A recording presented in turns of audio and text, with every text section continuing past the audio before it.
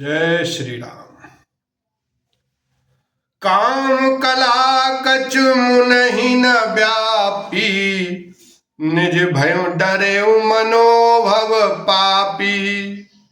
सीम चापि सकई कोई तासु, बड़ रखवार रमापति जासु। परंतु कामदेव की कोई भी कला मुनि पर असर न कर सकी। तब तो पापी कामदेव अपने ही नाश के भय से डर गया। लक्ष्मीपति भगवान जिसके बड़े रक्षक हों, भला उसकी सीमा मर्यादा को कोई दबा सकता है। सहित सहाय सभीत अति मानिहार मन में, गहसी जाय मुनि चरण तब कई सुटियारति बैन। लखन सिया राम जय जय राम। तब अपने सहायकों समेत कामदेव ने बहुत डर कर और अपने मन में हार मानकर बहुत ही आर्त दीन वचन कहते हुए मुनि के चरणों को जा पकड़ा। भयउ न नारद मन कछु रोता, कही प्रिय वचन काम परितोषा। नाई चरण सिर आय सुपाई, गयो मदन तब सहित सहाई। नारद जी के मन में कुछ भी क्रोध न आया। उन्होंने प्रिय वचन कहकर कामदेव का समाधान किया। तब मुनि के चरणों में सिर नवाकर और उनकी आज्ञा पाकर कामदेव अपने सहायकों सहित लौट गया। मुनि सुशीलता आपनि करनी, सुरपति सवा जाए नभवरनी। सुनि सबके मन आचरज आवा, मुनि प्रशंसी हरि सिरुनावा। देवराज इंद्र की सभा में जाकर उसने मुनि की सुशीलता और अपनी करतूत सब कही, जिसे सुनकर सबके मन में आश्चर्य हुआ और उन्होंने मुनि की बड़ाई करके श्री हरि को सिर नवाया। तब नारद गवने शिव पाही, गीता काम अमित मन माही। मार चरित शंकर ही सुनाए, अति प्रिय जान महेश बुलाए। तब नारद जी शिव जी के पास गए। उनके मन में इस बात का अहंकार हो गया कि हमने कामदेव को जीत लिया। उन्होंने कामदेव के चरित्र शिव जी को सुनाए और महादेव जी ने उन नारद जी को अत्यंत प्रिय जानकर इस प्रकार शिक्षा दी। बार बार बिनवऊं मुनि कोई, जिमिय कथा सुनाए मोई। तिम जन हरे चुनावहु कबहु, चले प्रसंग दोहराए तबहु। हे मुनि, मैं तुमसे बार बार विनती करता हूँ कि जिस तरह यह कथा तुमने मुझे सुनाई है, उस तरह भगवान श्री हरि को कभी मत सुनाना। चर्चा भी चले तब भी इसको छिपा जाना। शंभुदीन उपदेश हित नई नारदी सोहान।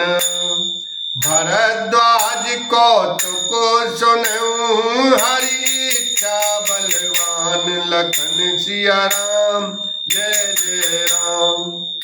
यद्यपि शिव जी ने यह हित की शिक्षा दी, पर नारद जी को वह अच्छी न लगी। हे भरद्वाज, अब कौतुक तमाशा सुनो। हरि की इच्छा बड़ी बलवान है।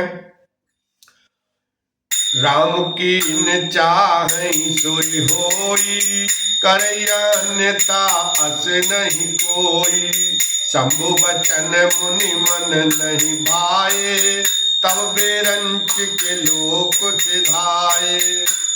श्री रामचंद्र जी जो करना चाहते हैं वही होता है। ऐसा कोई नहीं जो उसके विरुद्ध कर सके। श्री शिव जी के वचन नारद जी के मन को अच्छे नहीं लगे। तब वे वहां से ब्रह्मलोक को चल दिए। एक बार कर तल कर बीना, गावत हरि गुण गान प्रवीणा। क्षीर सिंधु गवने मुनि नाथा, जह बस श्रीनिवास श्रुति माथा। एक बार गान विद्या में निपुण मुनिनाथ नारद जी हाथ में सुंदर बीना लिए हरि गुण गाते हुए क्षीर सागर को गए, जहां वेदों के मस्तक स्वरूप मूर्तिमान वेदांत तत्व से लक्ष्मी निवास भगवान नारायण रहते हैं। हर्ष मिले उठे रमा निकेता, बैठे आसन ऋषि समेता। बोले बेहसी चराचर राया, बहुत दिनन कीनी मुनि दाया। रमा निवास भगवान उठकर खड़े, बड़े आनंद से उनसे मिले और ऋषि नारद जी के साथ आसन पर बैठ गए।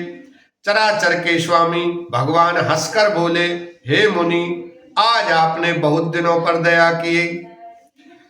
काम चरित नारद सब भासे, यद्यपि प्रथम बर जीस राखे। अति प्रचंड रघुपति की माया, जैन मोह अस को जग जाया। यद्यपि श्री शिव जी ने उन्हें पहले से ही बरज रखा था, तो भी नारद जी ने कामदेव का सारा चरित्र भगवान को कह सुनाया। श्री रघुनाथ जी की माया बड़ी ही प्रबल है। जगत में ऐसा कौन जन्मा है जिसे वह मोहित न कर दें। रूख बदन करी बचन मृदु, बोले श्री भगवान। तुमरे सुमिरन ते मिटई मोह मार मधमान। लखन सिया राम जय जय राम। भगवान रूखा मुंह करके कोमल वचन बोले, हे मुनिराज, आपका सिमरन करने से दूसरों के मोह, काम, मद और अभिमान मिट जाते हैं। फिर आपके लिए तो कहना ही क्या है। सुन मुनि मोहे होई मन ताके, ज्ञान विराग हृदय नहीं जाके। ब्रह्मचर्य व्रत रत मति धीरा, तुम्हें की करई मनोभव पीरा। हे मुनि सुनिए, मोह तो उसके मन में होता है जिसके हृदय में ज्ञान वैराग्य नहीं है। आप तो ब्रह्मचर्य व्रत में तत्पर और बड़े धीर बुद्धि हैं, भला कहीं आपको भी कामदेव सता सकता है। बोलो विष्णु भगवान की जय, शंकर भगवान की जय, सियावर रामचंद्र की जय।